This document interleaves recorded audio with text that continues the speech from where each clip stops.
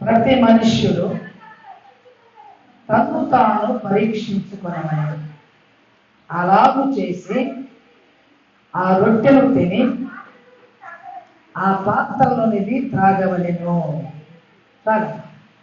చాలండి. చిన్న ప్రార్థన చేద్దాం. పరిశుద్ధుడైన తండ్రి, మహోన్నతుడైన దేవా, గొప్ప తండ్రి, మీ స్తోత్రం నాయన. ఇంతవరకు నాయన పాటలు, ఆరాధన, కీర్తన మార్గమంతట్లో కూడా మీ సన్నిధిని మాతో ఇచ్చారు. మీ ఆత్మ సహాయం ద్వారా నడిపించారు ప్రభా. మీ స్తోత్రం తండ్రి. కృప చూపండి. చదవబడిన వాక్య భాగాన్ని మా కొరకు దీవించండి, ఆశీర్వదించండి. ఆయన వాక్యం ద్వారా మమ్మల్ని దర్శించండి, మమ్మల్ని సరిచేయండి, మమ్మల్ని బలపరచండి, మమ్మల్ని బ్రతికించండి తండ్రి. మీ స్తోత్రం. మీ వాక్యం బ్రతికించేది ప్రభా. వందనాలు చెల్లిస్తూ ఈ పక్షి నందిలో పెడుతున్న కూడా మీ సెలవు చాటును దాచిపెట్టి మీరే మాట్లాడి మహిమ పొందమని యేసు నామములో అడుగుచూ ప్రార్థిస్తుంటున్నాం మా పరమ తండ్రి. ఆమేన్. హల్లెలూయా, హల్లెలూయా. మంచిది. మరి సమయంలో చదవబడినటువంటి వాక్యాన్ని మనం గమనిస్తే ఇక్కడ వ్రాస్తున్నాడు, ప్రభు రక్త మాంసాలు పాలుపంపులు పొందేటువంటి మనందరం కూడా 28వ వచనం, కాబట్టి ప్రతి మనుష్యుడు తన్ను తాను పరీక్షించుకోవాలి. అలాగు చేసి, ఎలాగూ చేసి మనల్ని మనం పరీక్షించుకొని ఆ రొట్టెను తిని పాత్రలోనిది త్రాగాలి. స్తోత్రం. చాలామంది పరిచర్యను అంటే కొన్ని సంఘాల్లో ప్రతి వారం ఇస్తారు, వారం ఇస్తారు. కానీ ఇది ఎంతో పవిత్రమైనటువంటి పరిచర్య, పరిశుద్ధమైన పరిచర్య.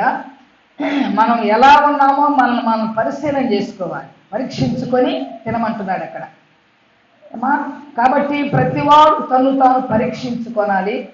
అలాగు చేసి ఆ రొట్టెను తినాలి, ఆ పాత్రలోనిది త్రాగాలి అని ఖచ్చితంగా వాక్యం మనకు తెలియజేస్తూ ఉంది. ఎలా పరీక్షించుకోవాలి? మనల్ని మనం యోగ్యులుగా ఉన్నామో లేదో, ఈ పరిశుద్ధ పరిచర్యలో పాలుపంపులు పొందేదానికి మనకు అర్హత ఉందో లేదో, మనం యోగ్యులుగా ఉన్నామో లేదో. అందుకే ఇక్కడ అంటారు కదా, ఎవడు అయోగ్యముగా తినునో, 27వ వచనం రాయబడింది. కాబట్టి ఎవడు అయోగ్యముగా ప్రభు యొక్క రొట్టెను తినునో లేక ఆయన పాత్రలోని త్రాగునో వాడు ప్రభు యొక్క శరీరమును గూర్చి రక్తము గూర్చి అపరాధులవుతారు. ఏమండి, ఇది మన క్షేమం కోసం తినాలి తప్ప మనం అపరాధులుగా ఉండడానికి కాదు ఇది తింటుంది. యోహాను సువార్తలో మనం చూస్తాము, నా శరీరము తిని రక్తము త్రాగువాడు నిత్య జీవము గలవాడు, అంచె దినమున వాడు లేపబడతాడు. ఎందుకు తింటున్నాము? ప్రభు రక్త మాంసాల్లో ఎందుకు పావులు పువ్వులు పొందుతున్నాము? ఏమండి, ఈ గోధుమతో చేయబడిన రొట్టెను ప్రభు శరీరమని, ద్రాక్ష రసాన్ని ప్రభు రక్తమని మనం ఎంచి దాన్ని పవిత్రంగా మనం తినాలి. దేవుని స్తోత్రం. అందుకని ఇలా చేసినటువంటి వారు అంచె దినమున లేపబడతారు. చూసారా? అంటే ఇలా చేయటం ద్వారా, ప్రభు రక్త మాంసాల్లో పాలు పంపులు పొందటం ద్వారా ఏమండి మనము ఆయనతో సహవాసం చేస్తున్నాము, ఆయనలో మనం జీవిస్తున్నాము. అందుకని ఇది ఈ పవిత్రమైనటువంటి పరిశుద్ధమైనటువంటి ఈ పరిచర్యలో మనం పాలు పంపులు పొందాలి అంటే ఏమండి ఒక సిద్ధపాటు ఉండాలి. అందుకని రాస్తున్నాడు, ఎవడు అయోగ్యముగా తింటాడో, సిద్ధపాటు లేకుండా తింటారో వారు ప్రభు యొక్క శరీరము గూర్చి రక్తము గూర్చి అపరాధులవుతారు. మా సిద్ధపాటు ఉండాలి. గత ప్రతి నెల మనం 3 దినాలు ఉపవాస ప్రార్థనలు పెట్టుకుంటున్నాం. సిద్ధపాటు కలిగి ఉండాలి. యోగ్యులుగా ఉన్నామో లేదో అని మనం పరిశీలన చేసుకోవాలి. ఇక్కడ ఖచ్చితంగా మాట చెప్తా ఉన్నాడు. ఏమండి ప్రతి మనుషుడు తన్ను తాను పరీక్షించుకోవాలి. ప్రార్థనలో మనం ఉండాలి, మన అవిధేయతలు మనం ఒప్పుకోవాలి. అందుకే యేసయ్య శిష్యుల పాదాలు కడగడానికి కూర్చున్నప్పుడు ఆయన నడుము తువాలు చుట్టుకొని శిష్యుల పాదాలు, అందరి పాదాలు కడుగుతా ఉన్నాడు. పేతురు దగ్గరకు వచ్చే వరకు పేతురు ఏమన్నాడు? అయ్యా భలే పనే, నువ్వు పరిశుద్ధుడివి, గొప్ప దేవుడు, నువ్వు మా పాదాలు కడగటం ఏంటి, మా పాదాలు ఎప్పుడు కడగొద్దయ్యా అని పేతురు అన్నటువంటి మాటలు యోహాను సువార్త 13వ అధ్యాయంలో మనం చూస్తాం. అప్పుడు ప్రభు అన్నాడు, నీ పాదాలే కడకపోతే నాలో నీకు పాలు లేదు అని ప్రభు చెప్పాడు. దేవుని స్తోత్రం. అప్పుడు వాళ్ళు పేతురు అన్నాడు, అలాగైతే నా నిలువంత కడుగుమని అండి, పాదాల వరకు ఆయన కడుగుతానంటే పేతురు ఏమన్నాడు అంటే నా నిలువెల్లా కడుగయ్యా అని. ఎందుకని పేతురు చాలామంది దుడుకు పేతురు అంటాడు. చాలామంది సంగతి చెప్తుంటే చెప్పేదాకా వినరు. అలాంటి వాడు పేతురు కూడా. కడుగుతానంటేనేమో వద్దన్నాడు, కడగకపోతే నాలో నీకు పాలు పంపులు లేవయ్య అంటే నిలువల్ల కడుగయ్యా అంటున్నాడు. ప్రభు అన్నాడు, ఒకసారి స్నానం చేసిన వాడు పద్దాక రోజంతట్లో స్నానం చేయదు. ఏమా ఉదయాన్ని స్నానం చేసావు అనుకోండి, మళ్ళీ బయటికి పోయి ఏదైనా పని మీద బయటికి వచ్చి మళ్ళీ స్నానం చేస్తామా? ఏం చేస్తాము? కాళ్ళు వరకే కడుక్కుంటాం. బయటికి వెళ్ళి వచ్చిన కాళ్ళు కడుక్కుంటాం తప్ప బయటికి పోయి ప్రతిసారి వచ్చి స్నానం చేయమని. అందుకే పేతురు గారు ప్రభు చెప్పాడు, ఒకసారి స్నానం చేసిన వాడు మరలా స్నానం చేయడు కానీ పాదాలు వరకే కడుక్కుంటారు అని చెప్పాడు యేసు ప్రభు. ఒకసారి స్నానం అంటే ఏంటంటే ఒకసారి బాప్తిసం పొందామన్నా. అమ్మా, ఒకసారి బాప్తిసం తీసుకున్న వ్యక్తి మళ్ళా ఏదో అవిధేయతన పిల్ల బాప్తిసం తీసుకోరు. ఈ పాదాలు కడుక్కునే అనుభవం ఏంటంటే ప్రభు సన్నిధిలో మన అవిధేయతలు ఒప్పుకోవటం అన్నమాట. అలాగున మనం కూడా యోగ్యులంగా ఉన్నామో లేదో ఏమండి, ఎవరు అంతరాత్మకు వారు పరీక్ష చేసుకోండి. ఎంతమంది ఉపవాస ప్రార్థనలకు వచ్చారో, ఏమండి ఎంతమంది సిద్ధపాటు కలిగి ఉన్నారో పరీక్షించి ప్రభు యొక్క రొట్టెను తినమని త్రాగమని వాక్యం చెప్తా ఉంది. దేవుని స్తోత్రం. అందుకని మనల్ని మనం పరీక్ష చేసుకోవాలి. ఏమండి, నువ్వు సిద్ధపాటు కలిగి ఉంటే దానికి ఎవరు అభ్యంతరం పెట్టరు, పర్వాలేదు నేను సిద్ధపాటు కలిగి ఉన్నాను అని. పరీక్ష ఎందుకంటే నేను ఏమై ఉన్నాను, ఏమంటే నా స్థితి ఎలా ఉంది అని మనం పరీక్షించుకోవటం నాకు ఎంతైనా మంచిది. పరీక్షించుకొని పర్వాలేదు నేను యోగ్యురాలుగా ఉన్నాను అని ప్రభు బలలో చేయవేస్తే మనకు మంచిది. అంటే అక్కడ అన్నాడు కొన్ని మాటలు, ఎందుకంటే ఈ మాటలు మనం నేర్చుకోవాలి. చాలామంది అంటే యోగ్యత లేకుండా తిని ఏం చేస్తున్నారు, బలహీనులైపోయారు. పై భాగం చదవండి, 29:30 వచ్చిన రాయబడింది, వివేచింపగా తిని త్రాగువాడు తనకు శిక్షావిధి కలుగుటకే తినచున్నాడు. ఇందువలనే మీలో అనేకులు బలహీనులను రోగులై ఉన్నారు, చాలా మంది నిద్రించుచున్నారు. అయితే మనమే విమర్శించుకొని ఎడలా తీర్పులోకి వెళ్ళము. ఏమండి, చాలా క్లియర్గా వాక్యం ఇక్కడ సెలవిస్తా ఉంది. చాలా మంది అంటే అవిధేయతలోనే ఉండి, సిద్ధపాటు స్థితిలో ఉండి, పాపములోనే ఉండి వారు ప్రభు బలం తినడాన్ని బట్టి ఏం జరిగింది అక్కడ, అనేక మంది ఎలా ఉన్నారంట, బలహీనులు. చాలా మంది చదవండి మళ్ళీ మాట. కాబట్టి పరీక్షించు, బలహీనులు రోగులను చాలా మంది నిద్రించుచున్నారు. అంటే ఏంటి, ఆధ్యాత్మికంగా వారు ఏమంటే జీవము లేని స్థితిలో ఉన్నారు అని. అందుకని ఇలాంటి స్థితిలో ఉండి మనం రక్త మాంసాలు పాలు పంపులు పొందకూడదు. యోగ్యత లేకుండా పాలు పంపులు పొందితే బలహీనైపోతారు, రోగులైపోతారు. ఆ తర్వాత ఆధ్యాత్మికంగా చచ్చిపోయిన స్థితిలో ఉంటారు. అందుకనే దేవుడు ఆదాము పాపం చేసిన తర్వాత నిర్దాక్షిణ్యంగా ఆదామును బయటికి బంధించేసి ఆదాము మరలా వచ్చి జీవవృక్ష ఫలాలు తింటాడేమోనని ఖడ్గజ్వాలలు పెట్టడంలో దేవుని ఉద్దేశం ఏంటంటే ఆదామునంత కఠినంగా బయటికి పంపించడంలో దేవుని ప్రేమ ఎంతో దాగి ఉంది. మరలా పదే వచ్చి ఈ జీవవృక్ష ఫలాలు తింటే, పాపముతోనే తింటే ఇక చావకుండా బ్రతకకుండా అదే పాపముతో యుగయుగాలు జీవిస్తాడు అని ఆ పండు మరలా ముట్టుకోకుండా దాన్ని బయటికి పంపించేశారు. రాత్రి మనం చెప్పుకున్నాం అనుకుంటా పోయిన ఆదివారం. అవి ఇప్పుడు పరవయసులో భద్రం చేశాడు. జయించిన వారు ఎవరైతే ఉంటారో వారు జీవవృక్ష ఫలాలు తింటారు. స్తోత్రం, హల్లెలూయా. అందుకని పాపముతోనే ఉండి అవిధేయులుగా ఉండి ఏమండి తిరుగుబాటు చేసేవారిగా ఉండి మనం ప్రభు రక్త మాంసాలు పాలు పంపులు పొందకూడదు. దేవునికి స్తోత్రం, హల్లెలూయా. ఏమండి ఈ పరిశుద్ధమైన పరిచర్యలో మనం ఏం చేయాలంట? మనల్ని మనమే పరీక్షించుకోవాలి. దేవునికి స్తోత్రం. ఏం చేయాలి? మనమే పరీక్షించుకోవాలి.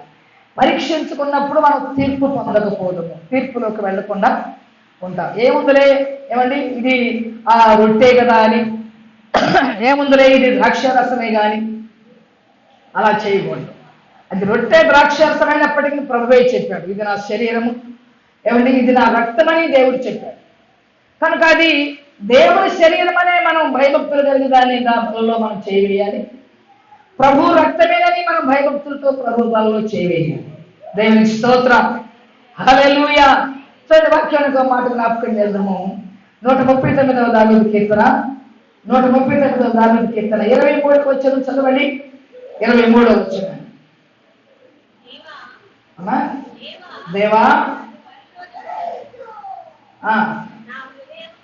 నా హృదయమును తెలుసుకొనుము, నన్ను పరీక్షించి నా ఆలోచన తెలుసుకొనుము, నీకు ఆయాసకరమైన మార్గము నా యందు ఉన్నదేమో చూడుము, నిత్య మార్గమున నన్ను నడిపించుము అని దావీదు దేవుని సన్నిధిలో ప్రార్థన చేస్తామన్నాడు. ఆయనకు అప్పగించుకుంటున్నాడు. ఏమంటున్నాడు?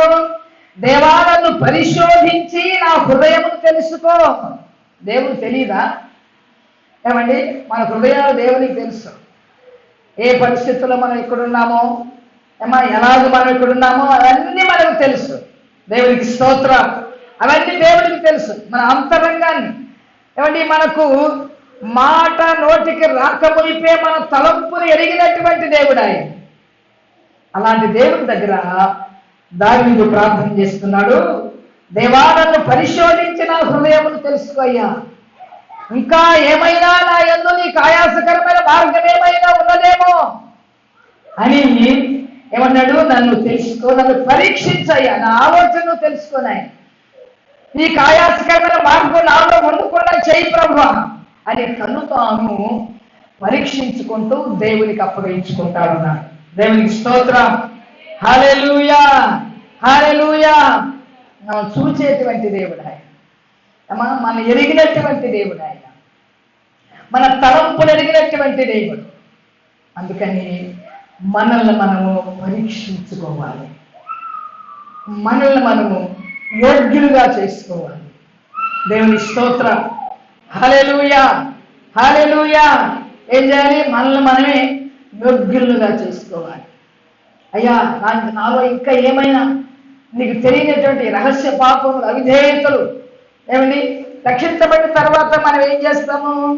మరలా తిరిగి రక్షించబడిన మనం విశ్వాసులుగా సంఘములో చేర్చబడిన తర్వాత దేవునికి వ్యతిరేకమైనటువంటి పెద్ద పెద్ద పాపాలైతే ఏం చేయం కానీ అవిధేయత, దేవుని మాటకు లోబడకపోవటం, దేవుని మాటలు, దేవుని దైవజనులకు లోబడకపోవటం, ఇవి మనం చేసే అవిధేయత.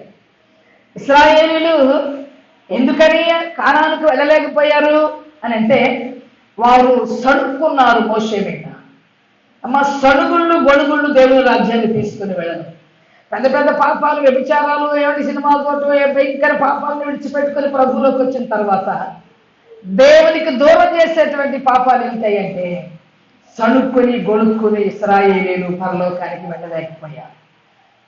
దేవుని మాట ఏమనుకోవాలి? దైవజనులు మనం ఏమనుకోవాలి? చూడండి, సామెతల గ్రంథంలో ఒక మాట రాయబడింది. సామెతల గ్రంథం దగ్గర మనం చూసినట్లయితే చక్కని మాటలు భక్తుడు మనకు తెలియజేస్తాడు. సామెతల గ్రంథము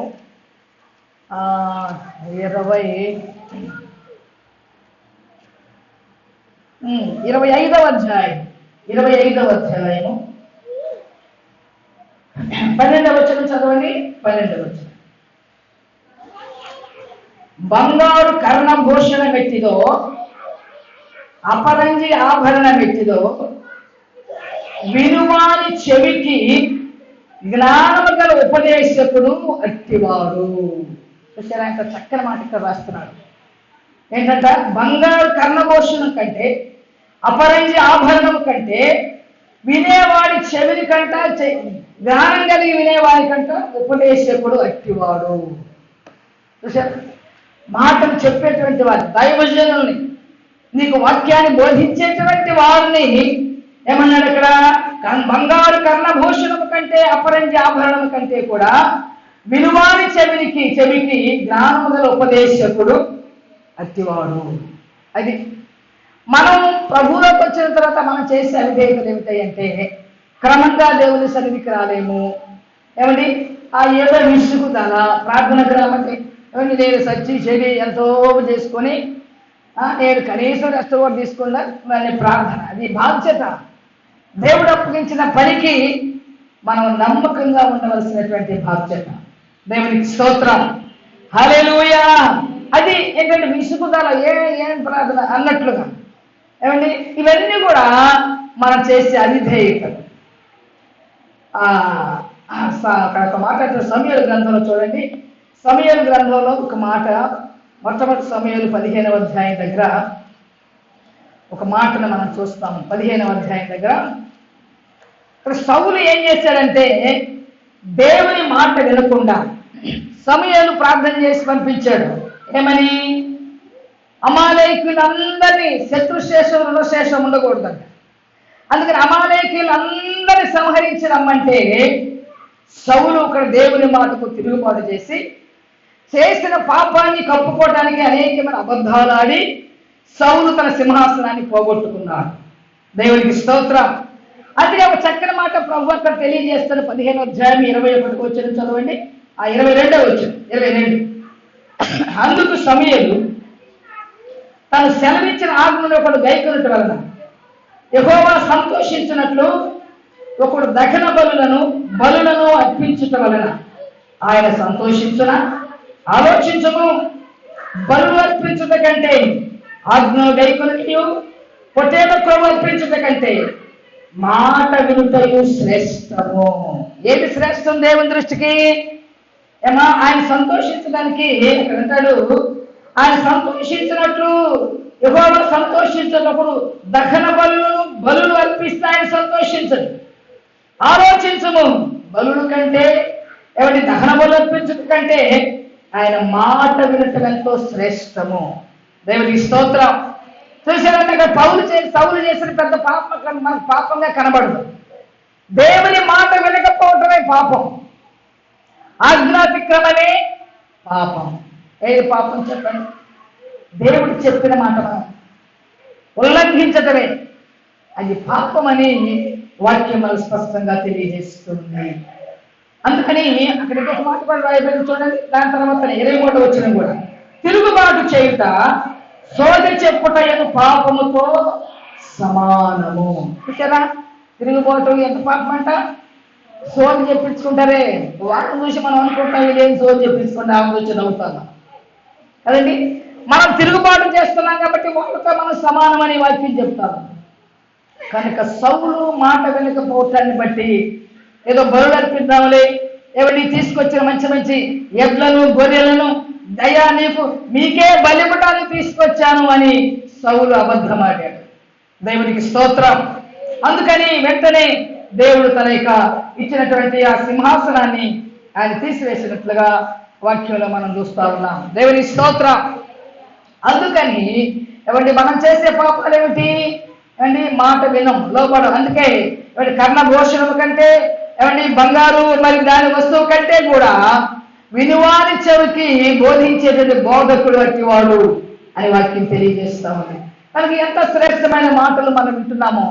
ఏమంటే దేవునికి లోబడని వారిగా మనం ఉన్నట్లయితే మనం కూడా ఏమైపోతామని చెప్పండి.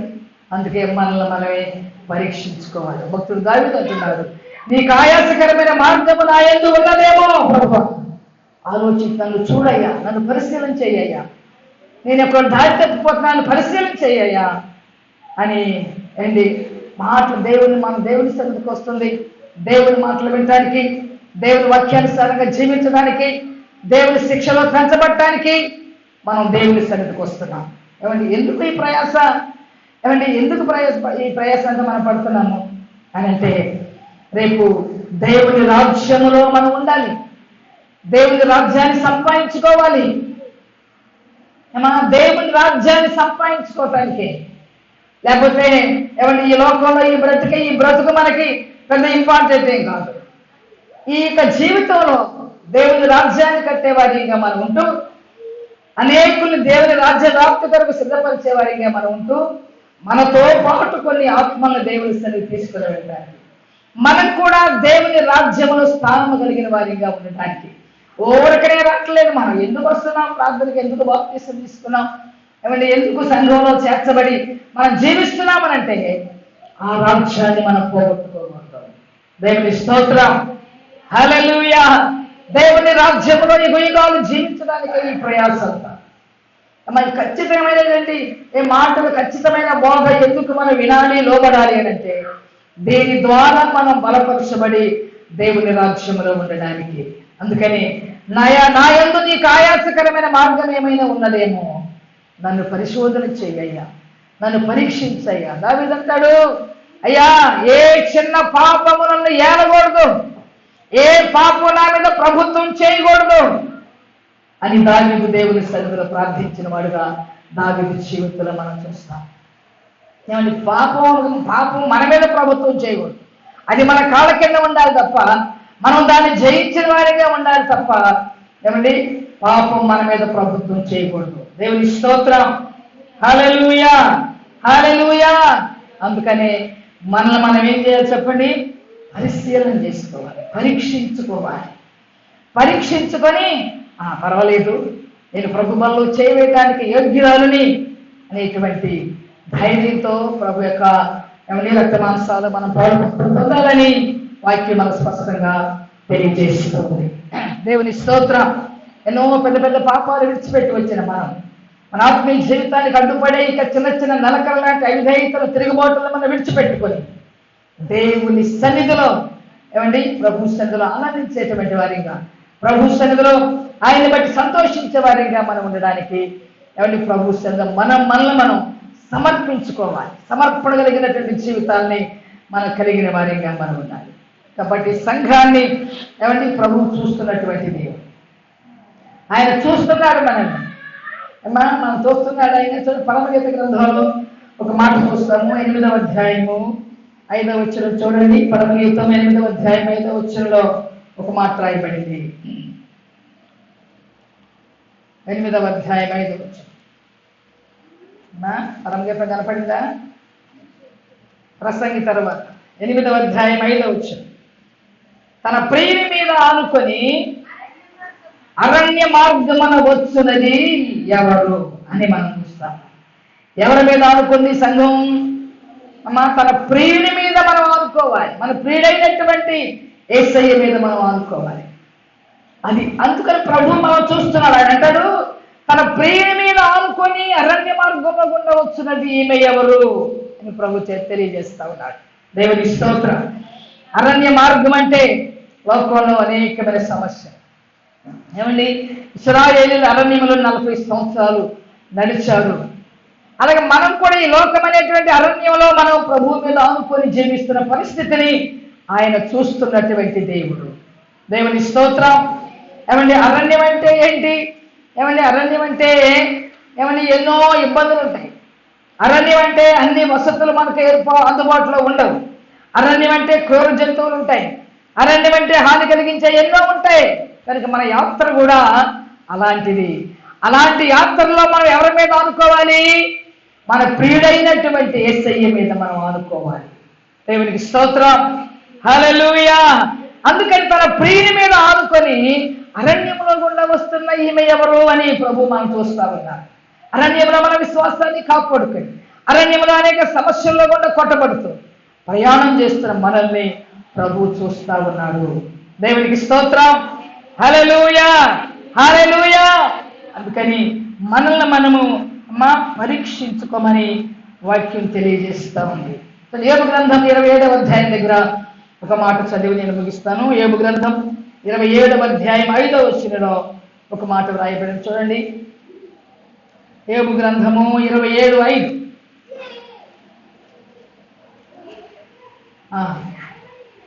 న్యాయమని నేనే మాత్రం ఒప్పుకోను, మరణమగు వరకు నేను ఎంత మాత్రము యథార్థతను విడువను. గట్టిగా పట్టుకుంది నా ప్రవర్తన అంతటి విషయంలో నా హృదయము నన్ను నిందింపదు. స్తోత్రం. ఏమండి, ఎంత చక్కని మాట ఇక్కడ దావీదు ఇక్కడ యోబు గారు తెలియజేస్తా ఉన్నారు. ఏమన్నాడు? నీ స్నేహితులు అప్పటి వరకు ఏవేవో మాట్లాడారు, అందుకంటే మీరు చెప్పినట్టు న్యాయమని నేను ఏమాత్రం ఒప్పుకోను, మరణమగు వరకు నేను ఎంత మాత్రం యథార్థత విడిచిపెట్టను. చూసారా? ఏమండి, యోబు గారు ఈ విధంగా అంటుంటే ఇక మనకేం హోప్ ఉందో మాట్లాడటానికి చెప్పండి. మనకు నోరు తెరవటానికి కూడా లేదు ఇక్కడ. దేవుని స్తోత్రం.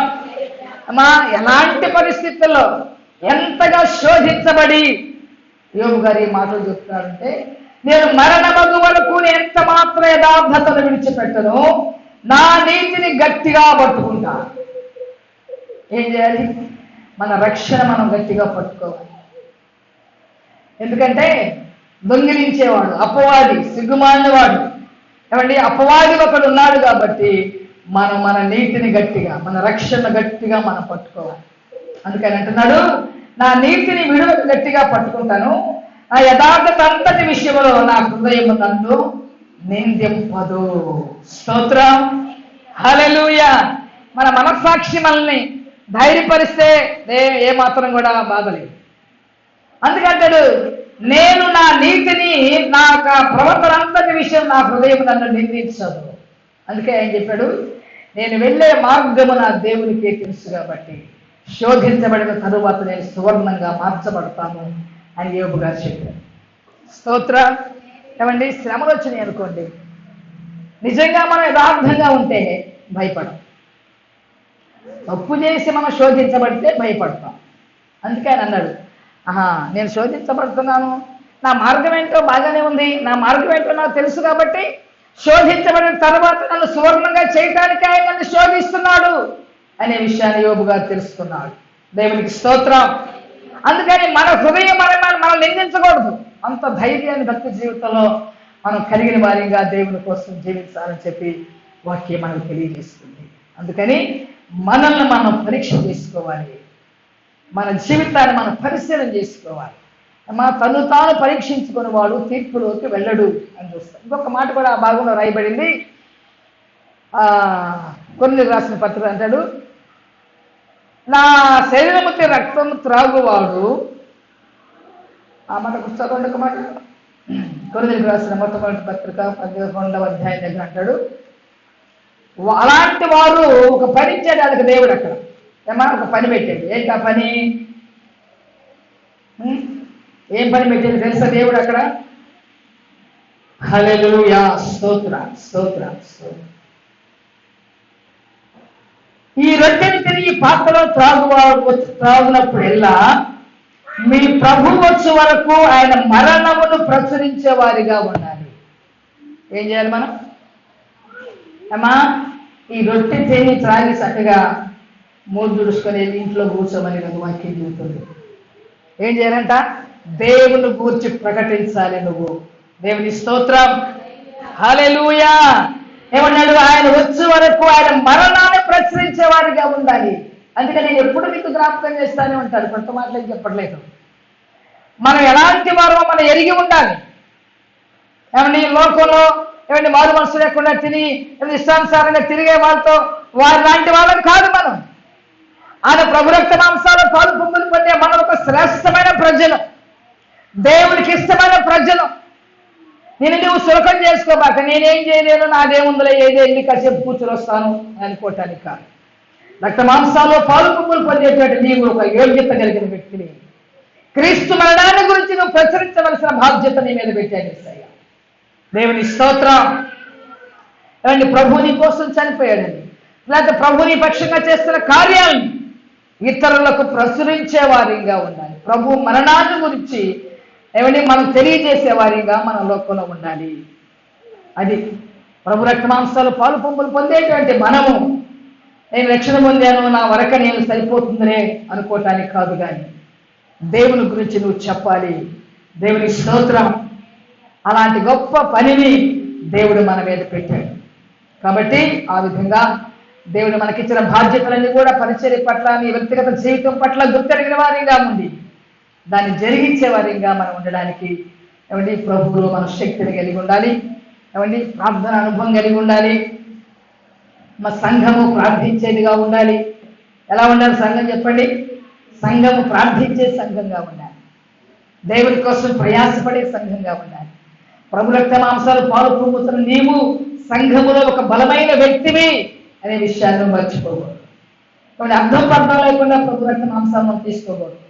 నువ్వు ఒక బలమైన వ్యక్తివి, క్రీస్తు రక్తంలో కడగబడ్డావు నువ్వు అని నేను పరీక్షించుకొని మార్గం తప్పిపోతా ఉంటే మరలా మార్గంలోకి వస్తూ ఏమంటే ఈ అవిధేయతలని కాళ్ళు కడుక్కునే అనుభవం ఏంటంటే ప్రభు రక్త మాంసాలు పాలు పొంగులు పొందుతున్నప్పుడు అయ్యా నా అవిధేయతలు, నా బలహీనతలు, నా తిరుగుబాట్లన్నీ కూడా, ఆ సణుగుళ్ళు గొడుగుళ్ళన్నీ కూడా క్షమించు ప్రభువా అని క్షమించి ప్రభువాల్లో చేవేస్తూ సంఘ కార్యక్రమాల్లో నీ బాధ్యతను గుర్తెరిగి పాలు పంపులు పొంది ప్రభువులో మనం గట్టిగా ఉండి సంఘం కోసం ప్రార్థించే వారిగా ఉండాలని చెప్పి తెలియజేస్తూ నా మాటలు ముగిస్తున్నాను. దేవుడి మాటలు మన కోసం దీవించి ఆశీర్వదించును గాక. ఆమేన్. ఆమేన్.